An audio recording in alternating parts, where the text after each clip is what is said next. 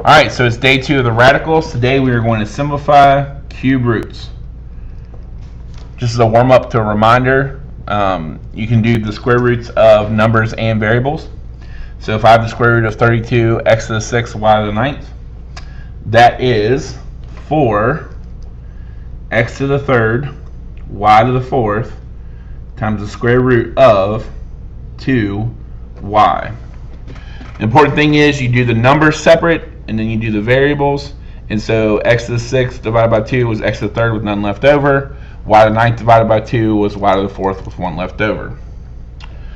Cube roots is where we're at today, though. And good thing about cube roots is in Algebra 1 you don't have to do you do not have to do exponents or variables at all. You just have to focus on numbers because we're adding in negatives now too. 2 cubed, if you check in your calculator, is 8. Negative 2 cubed is negative 8. The cubed root of 8 is only 2. Whereas with the square root, it could be plus or minus 2. So the cubed root of 8 is 2. And 8 is an example of a perfect cube. Unlike with squares, you can do the cube root of negative 8. And the cube root of 8 is negative 2. So you can find the cube root of a negative number. And the reason why that is because you are multiplying a cube 3 times.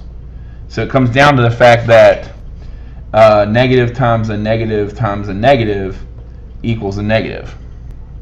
Whereas if you did a negative times a negative, it would equal a positive. So that's the difference between cube roots and square roots. Okay. So just like we did with the square root, we can do the cube root in a calculator. You click y equals. Then you're going to click, you're going to type the number or the negative number, and you're going to divide by the x cubed. So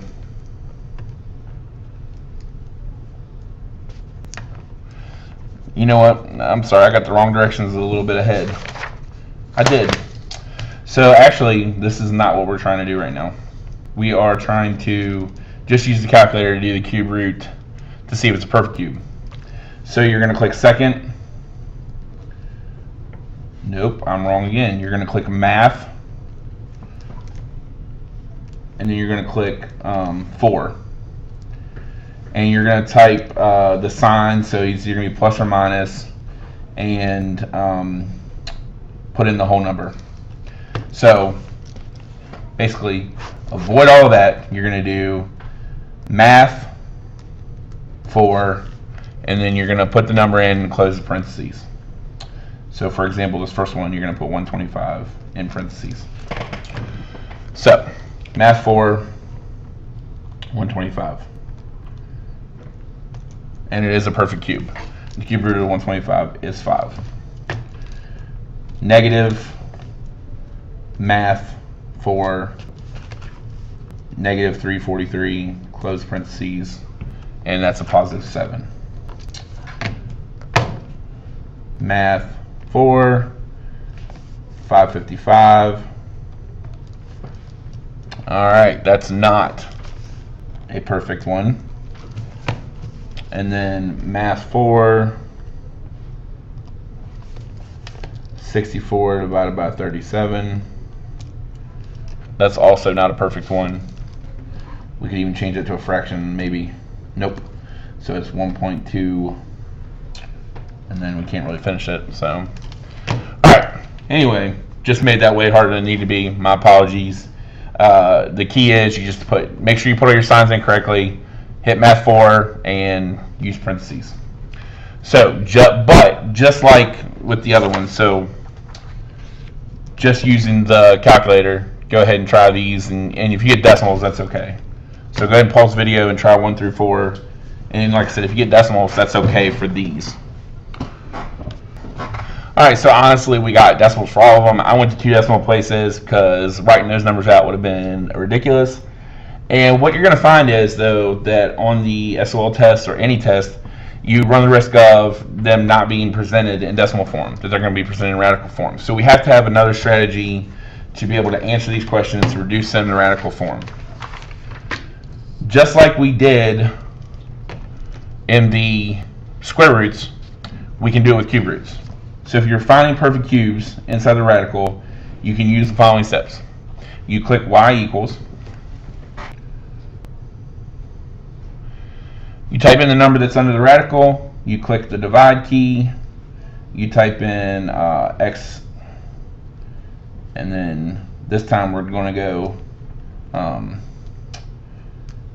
cubed. So we got to do math 3 this time. Math 3.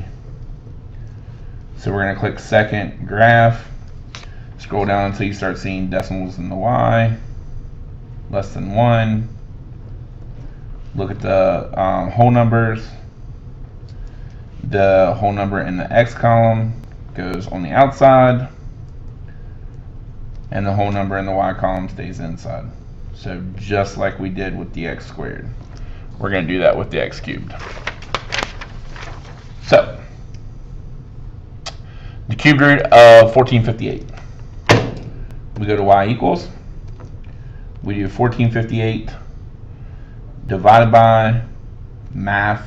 Oh, wait a minute. 1458 divided by x. And we're going to do math 3. So now we know it's 1458 divided by x cubed. We're going to hit second graph. Well, I've already found the answer. Because there's my decimals less than 1. Here's my whole numbers. So this cube root of 1458 is 9 times the cube root of 2. Just like we did with the square roots, if I have a 4 times the cube root of 270, I don't mess with the 4 right now. I just go and do 270 divided by x cubed. I hit second graph. I find my answer. It's 3 cube root of 10. The problem is we can't ignore the 4. So we have to multiply. And I'm going to remind you of that because if I do 4 math 4 270, I get that. If I do 3 math 4 10, they don't match up. It's because this number has to be multiplied by 4. Okay, and so our final answer here is 12 times the cube root of 10. Okay, so just a reminder on that issue. And then, you know, sometimes again you're going to get where you have to multiply first before you can do it. So remember, you multiply numbers on the inside together, numbers on the inside together, and on the outside together. Sorry, and then you multiply whole numbers on the inside together. You have to check if the number under the radical is a perfect cube. If not, you can use the other method to solve. So for this one, first we have to multiply. We get the cube root of 135. Here we get 7 times the cube root of 64.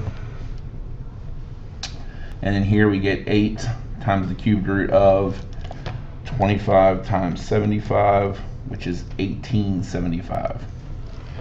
Now, one of the things that they just said was to make a good check here. Is it a perfect cube? Well, let's take the cube root of 135. Not a perfect cube. Fine. 7 times the cube root of 64. That is a perfect cube. And so this one has a whole answer of 28. 8 times the cube root of 1875. Oh man, math 4. Not a perfect cube. So we've got to break these two down before we can solve them. So again, we're going to go back to y equals 135 divided by x cubed. Second graph. Well, I got my answer. The cubes are really easy. It's obviously 3 times the cube root of 5. 8 times the cube root of 1875. I can't use the 8 right now. I just have to use the 1875. 1875 divided by x, math 3, second graph. There it is right there. I'm going to go down and just make sure. Yep. It was 5 times the cube root of 15. But I can't stop there because this 8 is there. 8 times 5 is 40. 40 times the cube root of 15. Alright, so I've showed you a trick to be able to help you out with the radicals. So what I want you to do is finish this page 5 through 20. And when you're done with that, come bring it to me to check.